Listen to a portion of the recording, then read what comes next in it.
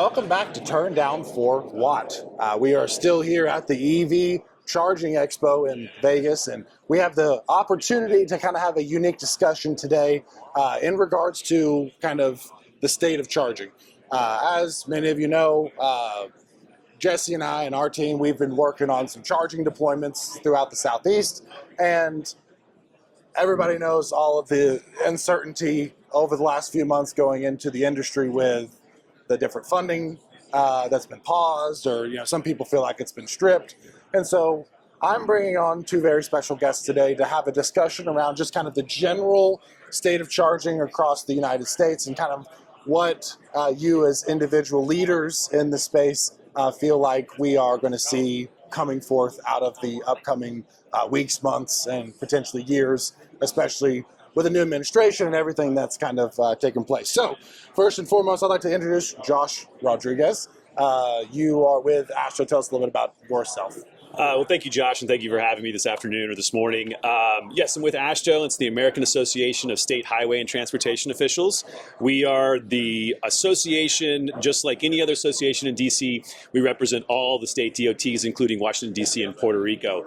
My project or my program specifically is on the environmental side. Although I always argue EV infrastructure is an engineering and study in economics, it's just an environmental benefit, but somehow I'm stuck with it. But we also do NEPA, wildlife crossings, water quality protections and stuff for state transportation agencies, and happy to be here and happy to be supporting EVs for state DOTs. Perfect. Awesome. And secondly, we have Stacey Simms. You are the Senior Director of Clean Fuels and Infrastructure with CALSTART. Tell us a little bit about yourself. Yeah, well, thanks for having me today. I'm really excited for the conversation. Can't wait to learn all about the DOTs and what's going on out there. But yeah, my name is Stacey Simms. I'm with CALSTART, Senior Director. I've been there for about a year and a half now. So CALSTART is a multinational nonprofit that focuses on accelerating the zero-emission clean transportation industry. I'm lucky enough to lead a fantastic folks that are focused on hydrogen and clean fuel infrastructure. So with our 200 plus members out there, we're figuring out ways to accelerate infrastructure, policy, all the things that kind of have to happen in this EV ecosystem. So thanks for having me on. Absolutely. So obviously you guys, have a larger role in the renewable energy space and the EV space within the United States. Like I kind of introduced, we've seen a lot of transition over the last few months with sentiment in the market. I think going in, former administration had put a lot of funding opportunities into the state's hands through the NEVI program. We had CFI, a lot of other funds that were out in motion and in progress. Start with a little bit on the federal DOT side. Where do you see the current state of charging funding? How are you seeing a lot of these opportunities that were currently in limbo? If you're within these states, are chargers coming, or what is your general sentiment there? Certainly. Thanks, Josh. So accurate and up-to-date federal policy right now. So the NEVI program is, I wouldn't even consider it paused because, one, they are currently drafting new guidance for the state DOTs. And with that guidance, they'll develop new plans. With new plan approvals, the money will start flowing again. That was just the nuance in the rule that came out of the IIJA, is that the money distribution or the money authorization will come out of the plan developed by the state. And the goal there was to ensure that the states were going to be deploying this EV money in a way that made sense, not concentrating chargers in one city, not making sure that they were looking at one technology over another, but really providing a more consistent approach to the deployment of those federal dollars. So with the plans being denied by federal highways recently, that paused the money that they could basically obligate and then reimburse their contractors and states. So what we see now is just a waiting game for the new guidance to come out. States are really, really excited about some changes that might come out of that new guidance. The previous guidance in the current rule is pretty restrictive when it comes to the certain types of technologies. For ports, you have to have CCS. It's got to be open 24 hours, open to the public. And that's kind of restrictive when it comes to just general industry standard. And so the hope is that additional guidance or new guidance will provide more flexibility for the states. The money should get outflowing going faster, and really hoping that it accelerates the progress of the federally funded chargers that are now on the road. Very optimistic it's going to come in the spring. There's a lot of nuance behind issuing public guidance with, there's a public comment period, and then there's response to comments, and then maybe there's a new final. But we expect sometime in the spring for the draft to come out, and then at some point the plans will be due with a hopefully quick turnaround with approval by Federal Highways, and the money can get going again. Absolutely. Yeah, I mean, on our side, I've developed charging stations. Jesse and I have won a lot of different sites within the NEVI program, and we've been trying to identify, hey, where does everything stand? And you hear all sorts of answers within the industry, and it's one of those things that everything that's been said has been this guidance being altered. And so I actually went through and spent time reading IIJA, the actual law. Like there's important differentiation to understand what is law versus what is guidance, because what they can change is guidance, and that's fully within the right of the DOT secretary, and so that's what they're currently doing. Yeah. And so, like you said, the distance between ports, the charging speed, the charging head, all of those things are a dynamic part of the actual guidance, which can be altered. Now, I don't think you necessarily have to look at the 50 miles and like it needs to be 200 miles. Like that doesn't make any sense. There's a lot of funding to be distributed, but also you can realign the guidance, one, to be more in more alliance with the new administration's thoughts and policies, but secondarily, you can change the program to make more sense, and like you said, maybe have some caveats to lean into that might keep things streamlined. And us as a company doing these deployments hope that we can get some streamlining, because one of the things we've been dealing with has been, we were awarded sites in January of last year, and 14 months later we couldn't get a contract, and then we had NEPA for 6 months. It's like all of the red tape that's associated with federal funding. How can we streamline that to help get meaningful deployments on the ground? So in your mind, like, what do you feel like are going to be the most significant changes within the guidance? How would you view that perspective as far as how would that affect the driver, but also those people doing these deployments? I think for service providers or those involved on the private sector deploying those state awards through the NEVI funding, we'd like to see much more flexibility in the proposals that are able to get to the states. There were a lot of either solicitations or proposals that were answered that had a lot of great ideas and great technologies, except they were contrary to what the minimum standard was.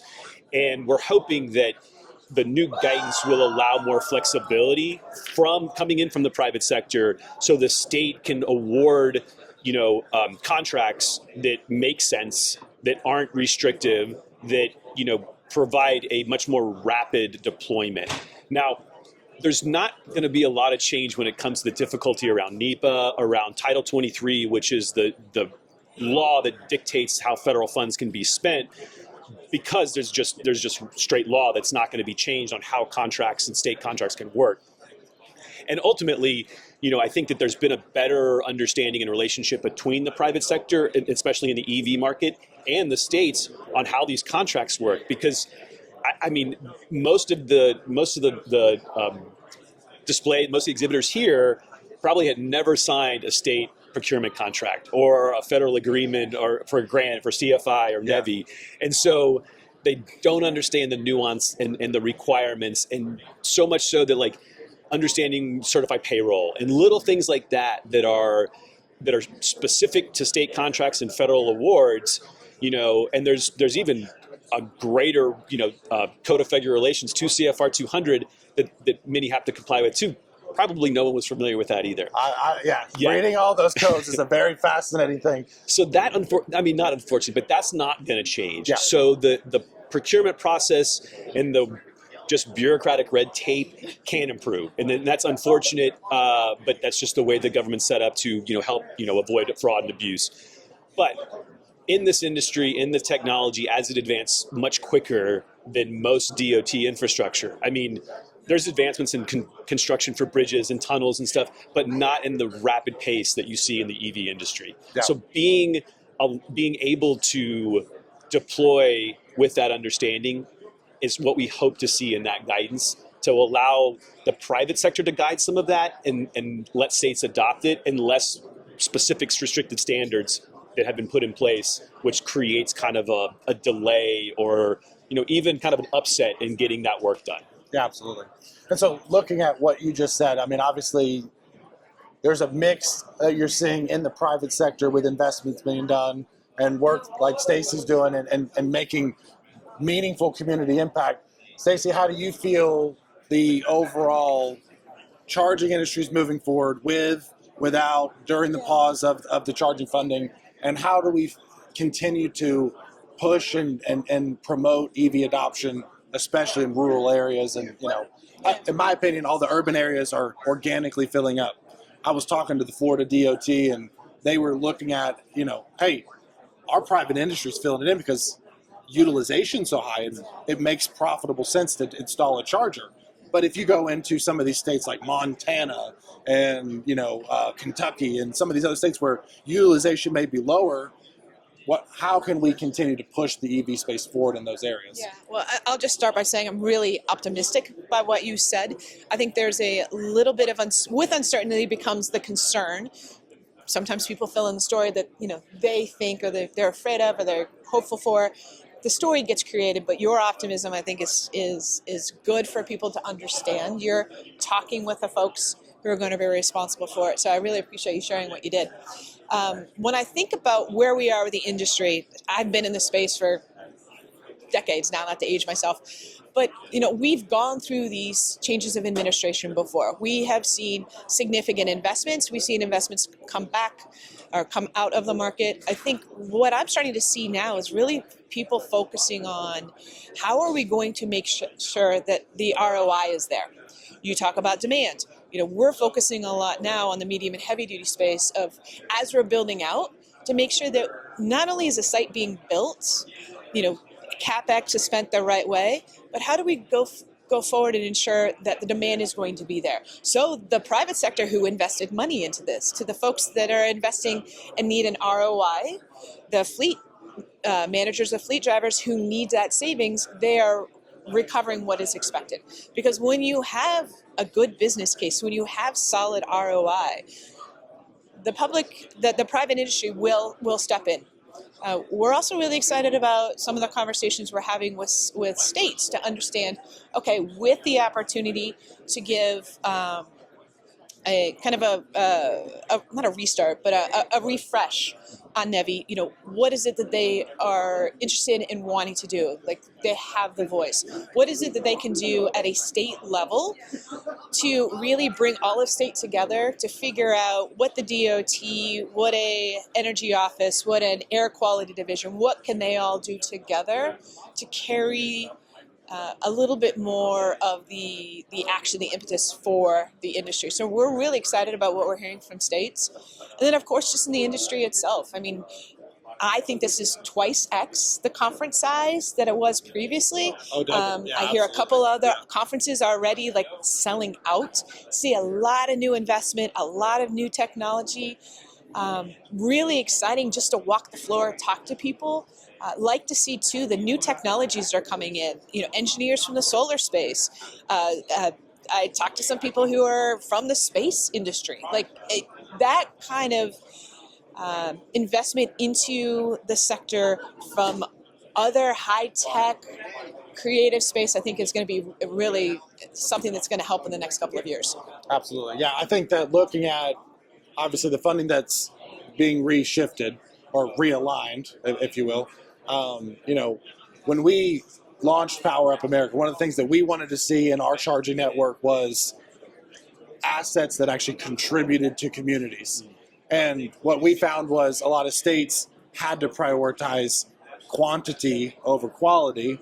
And so our hopes is that there could be a consideration of, the new administration has projected they want to see energy independence and unlocking American energy. I firmly believe that you can use the funds in place to support the charger, but it also can be something that in supporting the charger, it can support the community. If you put batteries on place that support the charger, there can be guidance that can be used as a backup resource for the community, and also looking at natural disasters. emergency evacuation routes, all of these things, there needs to be thoughts for grid resilience. And, you know, EV charging, a lot of people think it's like the biggest threat to the grid. It's AI, like 100 times over. 100 Data times, centers yeah. Not even and AI. close. Not even close. But yeah. also, Yeah. we dealt with this way back in the 60s, 70s when air conditioning and stuff was coming 100%. online. The grid had to deal with a new sustained impact. And so what can we do to not be reliant on foreign energy sources? What can we do to make American energy out of this? And for me, I see that as using these funds to support the charger, yes, because it does consume a lot of energy, but also to be backups. Because if you look at the NEVI funding, it really isn't as targeted towards urban areas. It's the 50 miles away in those rural communities. And they don't have the better power infrastructure. They don't have the better resiliency. And so how can we use those funds to promote American energy and helping protect with clean energy sources? I have an interview in a little bit with a gentleman, I forgot what the company name was, but they're doing hydrogen and natural gas generators. And like, how can you incorporate some of these unique technologies that are coming online into these systems? They're using them in data centers. Use them for charging stations, but use it to power the community. And so there's lots of opportunities with altering guidance to really see a unique shift in, hey, we're going for 100,000 plugs in my state versus let's do a good quality plug that really makes a difference to the driver. And then going into the basic things like NACS and CCS. Encourage NACS. It's all these OEMs are adopting it. It's the future. But also for me, I think if you're investing in charging infrastructure, you have to invest in the infrastructure of the future, which is 800-volt architecture, looking at the higher charging speeds, because that's where the industry is going. You don't want to invest in something that's outdated technology. And Josh, you hit on a number of like really good points that in this space, and you've been in it how many, 10 years? Around there. Yeah. I've been in the environmental sector my entire career, 3 years right now in the EV space. So this is still very new to me. It's still very new to DOTs. And so a lot of these elements that you're talking about, these new technologies, NACS, versus CCS, like preparing for emergency evacuation routes with, propane, natural gas, solar, potentially for renewables. This is still all very new to DOTs. And one of the things that we've been working on, recognizing that NEVI was only just the seed money for the what might be called a national network. There was no way it was going to last in perpetuity. So recognizing that, starting to work with states to help them not create red light situations where the private sector can't come in and deploy new technologies, where, states or localities are putting in restrictive laws on like charging per kilowatt hour, or somehow creating a prohibition of free charging. There's a lot of things at the government level that I think just are done because they're uninformed or uneducated. And so talking about all the things you mentioned with state DOTs, making sure that they're aware that these technologies exist. You can be a state that's not deploying any new chargers as under state procurement, but just don't be a state that's prohibiting or creating barriers and challenges to that. Because the NEVI seed money we knew was going to end, but the next steps beyond that, some states may choose a completely green turbocharged path. New York, Pennsylvania are both announcing new statewide clean energy goals. They will be leaders in deploying new technologies and new infrastructure for whether it's EV charging or alternative fueling. Other states may not be doing that, but at least they're not creating those barriers for the private sector, and then also not creating barriers for organizations like CalSTART. Yeah, and I was just going to ask you, so I really appreciate hearing you say that and completely agree on the fact that there's an opportunity now for even more input to come in to develop it, because let's be honest, where we were 2 years ago, 3 years ago is different than where we are now. Right? And so we do need to make sure that there's flexibility out there so that we're not having to stop, restart, and then, not have the ability to have that investment forecasting that people want to be able to do. But I have a question for you. So sorry, I'm going to ask the question now. So completely agree with you. The first time there was something similar to this with AARA went through the energy offices. Mm-hmm. The energy offices had the relationship with utilities. They had the ability to say solar, had energy efficiency. This time what we're seeing is the NEVI go through DOTs. And to your point, big learning, completely different system in types of procurement, types of contracts. What is it that folks like myself, CalSTART, multinational nonprofit, with the expertise in fleet and in partnership with the energy world, right? I actually worked for a utility for a number of years doing this work, have a nexus of both. What is it that groups like we can do? What can we do, a group like ours, to help support DOTs in not just hearing, from one or two members of the industry, but really to get that ecosystem type of contacts and learning? So what would you recommend for folks like us? Well, first, not to disparage any of our members in our state DOT, because they're fantastic. They are experts at building bridges and tunnels, laying curb cuts, and all the great stuff that everyone used to get here to this meeting. But they were very, very young and immature when it came to EV charging infrastructure. We've partnered with NASIO and the state energy offices already, who connected us with public service commissions and public utility commissions, and just expanded the breadth of knowledge of state DOTs. I mean, without that assistance, without organizations like CalSTART participating, without NASIO participating, state DOTs would still to this day probably trying to still figure out what OCPP meant. Yeah, I mean, it's the simple things. It's not their space.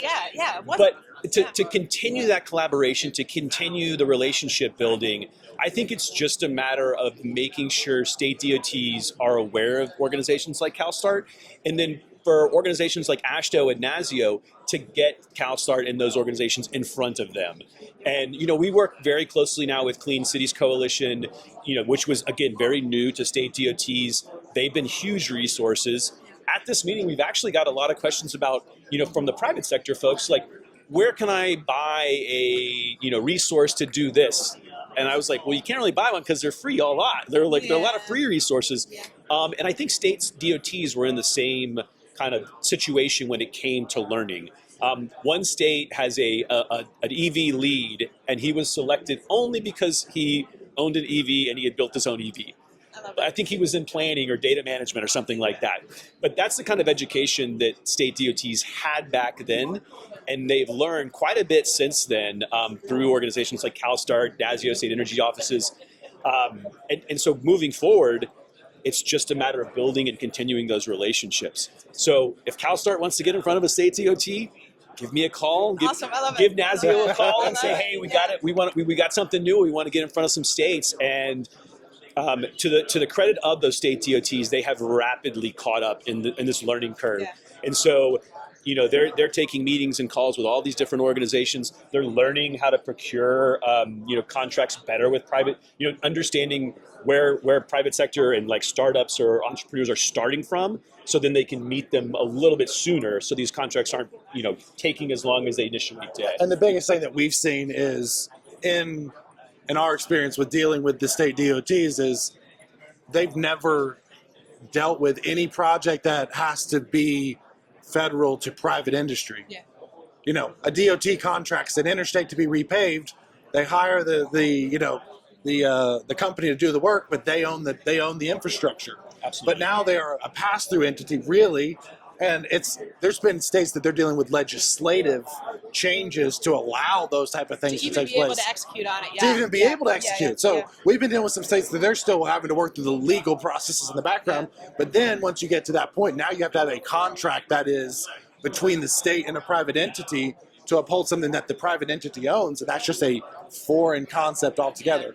And so, like you're saying, they've had their vein for years and years and years, and they I'm not saying they got dumped with the NEVI program, but like that's really outside of where they've existed. And so, especially those, I've spoken to some DOT leads that are in states that are doing a lot within the EV space, and they already have all those things in motion. But the states that are just starting to look at those initiatives, it's a big learning curve. Like, what is an axe cable? Like, what I don't even understand that. And so education, I think, is important just in general, but also, one of the things that the reason we have this podcast is how do we take EVs and make it simple for the average person?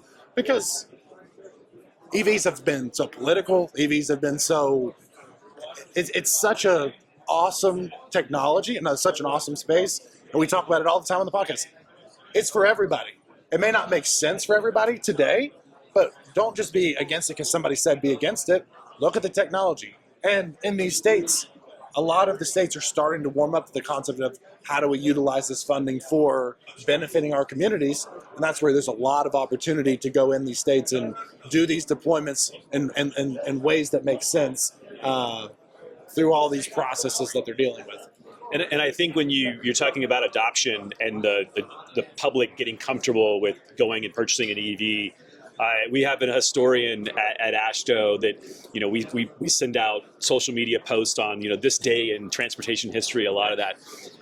And so thinking through like the history of, ICE vehicle adoption and like, where did you buy fuel? And again, something I've learned recently, like people would go to pharmacies to buy the fuel for their car, and there were no gas stations out there. There were no like retail fueling stations. And so when those started to come online, they came online organically, and they were few and far between. So people would pack, gallons of gasoline to take these road trips, and the roads obviously weren't built out, so the federal highway system, came around. So I think that we are looking at the EV age now, but with a much steeper arc of adoption than traditional fueling had the opportunity to, and so we're as a DOT, as a community, as the nonprofits and the service providers and private sector, I think that we've much more rapidly adopted this new technology, and I think there will be a pivotal point where the public trusts the charging that's coming. They trust the state governments to get the charging and promote its deployment and the infrastructure construction. And then it'll just be, like you said, it's coming. It's, people sometimes think it's slow to adopt. I just think that they're not looking at this through a larger lens of, well, think about it back then. Yeah, and one of the things I'll add on, I completely agree with you. I think if you look and think that the way that we got to gas and diesel infrastructure is the way that we have to do it with EV, I would challenge folks to think and really look at how we're using our vehicles now. Think about the opportunities. If you could have like a little gas station at home, would you really be going to gas stations as much? And I think that's what it's going to take for the public to really understand is the learning, the education. Bravo for doing this type of work. But for people to really understand that, when you look at EV, when you look at transportation, you really have to look at the use case of the vehicle, how you're using it, what is the need, what's the job that vehicle's looking at, and to really understand that there is going to be a whole portfolio of charging needs out there. You're walking around here, you're starting to see people talk about the future of megawatt charging. Megawatt charging is just it's a sliver, it's a niche within this industry. But then you hear people, screaming about what is this going to do to the grid? You're going to be putting in megawatts. To your point, AI. You're not talking Have you heard about of the gigawatt. You're talking gigawatts, and you're talking about how fast it's coming in, right? So I think a big thing for people to start to get comfortable with is to understand that you don't necessarily have to be always dependent on public charging. Yeah. Majority of charging should be done at home. Well, a number of vendors here are focusing on that kind of hard nut to crack around multifamily housing. How do you get multifamily housing charging in so that you can have residential charging at home? I think there's been a lot of emphasis on, and there is a need for public charging. Absolutely. But I think it does not have to be the only solution out there for people to get into and understand more the EV space. I talked about it in a former interview it's shifting the mindset. Everybody has always had this perspective of the gas station model, and more recently, I have to go to the gas station, I have to have a gas station available, but you shift your mindset to really the major need is level 2 charging. And everybody's like, well, we have to have fast charging. You're buying range. You don't have to buy the speed. You don't have to. I remember one of the very first projects that I had seen coming at a utility. It was a very large fleet. They were educated. They were cutting edge, educated. They literally had for every stall a DC fast charger. Every stall, every vehicle, DC fast charger was built out. 3 years later, having a conversation with them, they're like, we actually learned so much. We only have a couple DC fast charger. We're putting in level 2. The costs went down, CapEx, OpEx, all of it went down, and we learned, we adopt. And I think that's what we're going to have to continue to do, is to educate, not let one, big headline, megawatt charging, dominate the space. Also, there's a tremendous opportunity for off-road. Yeah. My family and I were just on spring break, and we went down the Elkhorn Slough around, Santa Cruz to Monterey Bay. Beautiful waterway. We were on an electric boat. Yeah. And it was absolutely amazing. Just to be out there in nature, quiet, no diesel, no gas. You can go to ports nowadays, and the units in the back running around are becoming more and more electrified, not just propane.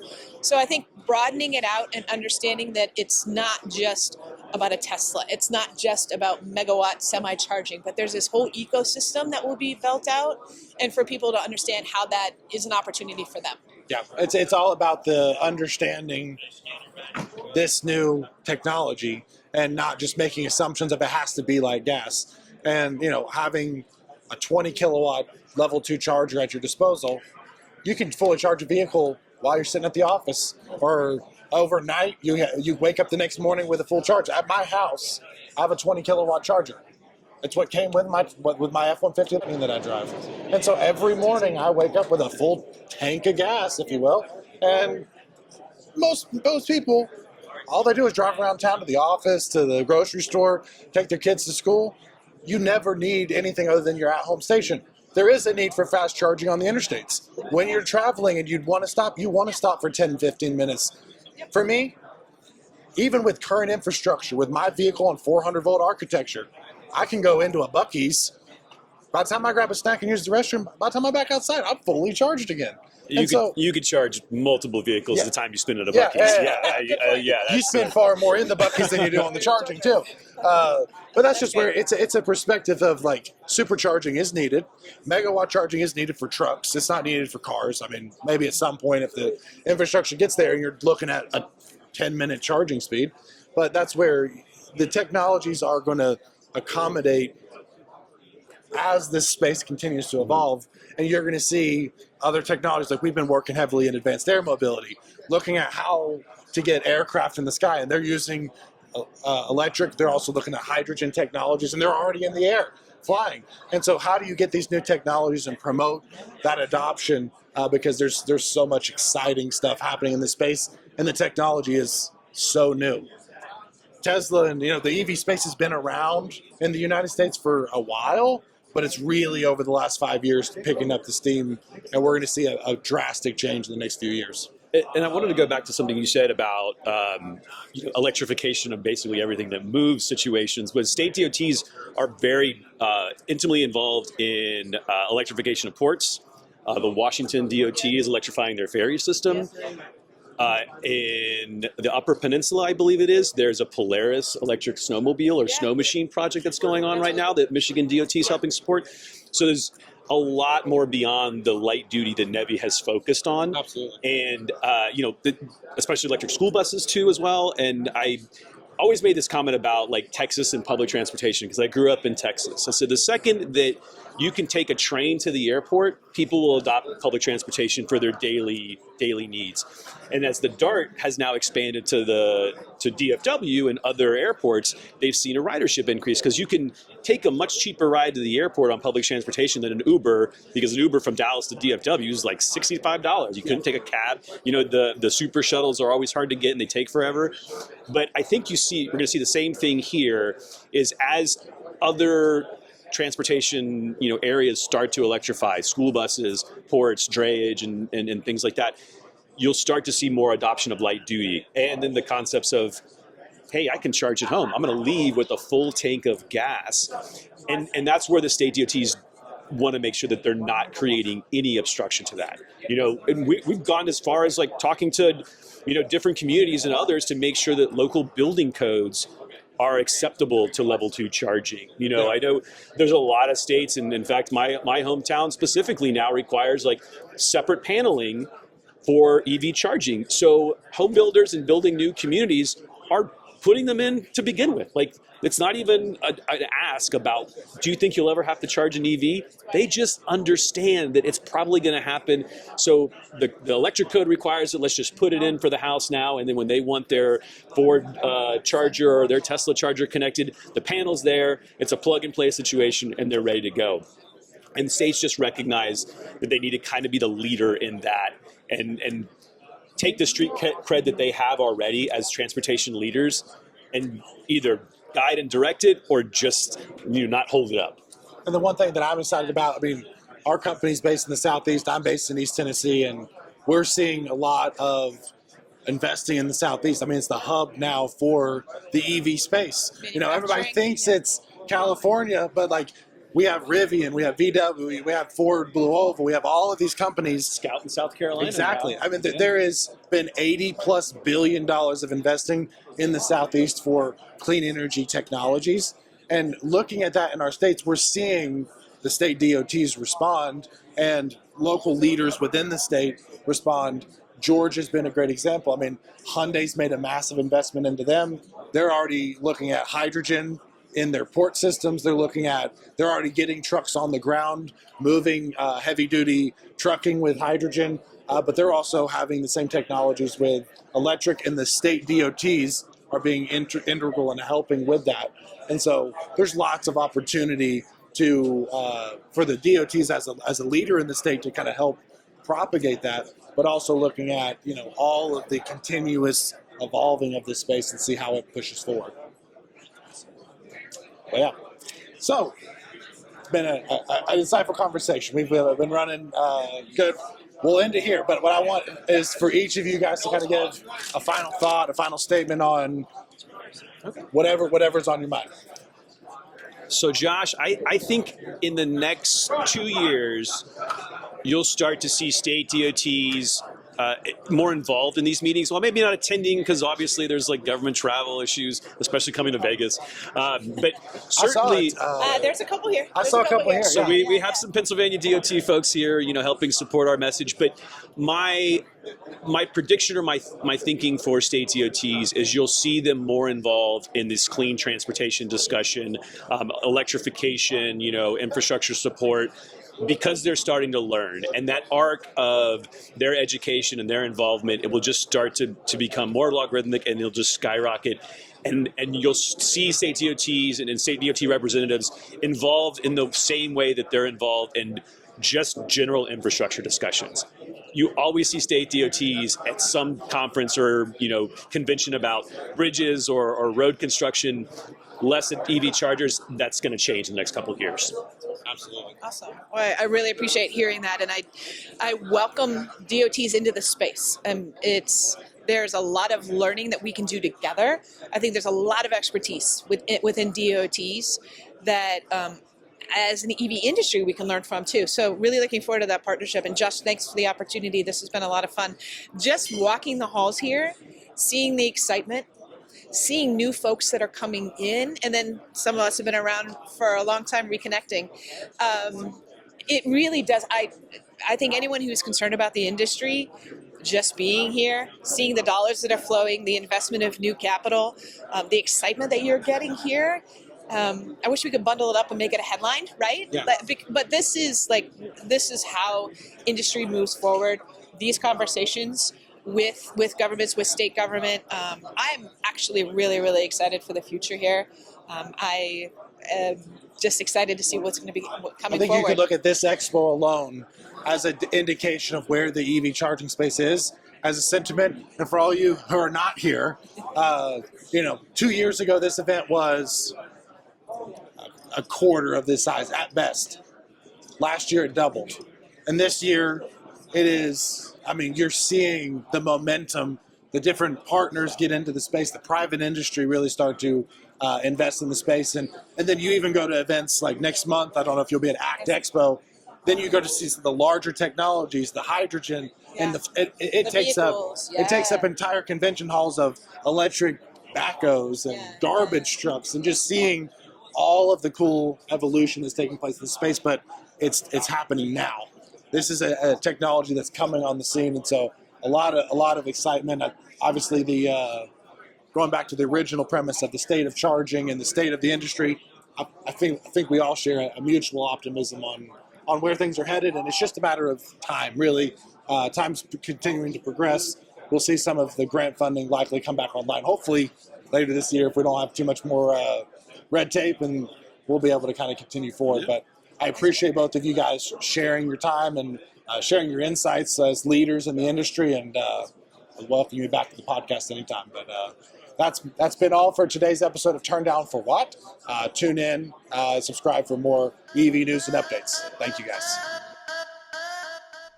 Thanks for tuning in to Turn Down for What. Make sure you're subscribed with your notifications on to tune in to more EV news and updates. See you next time.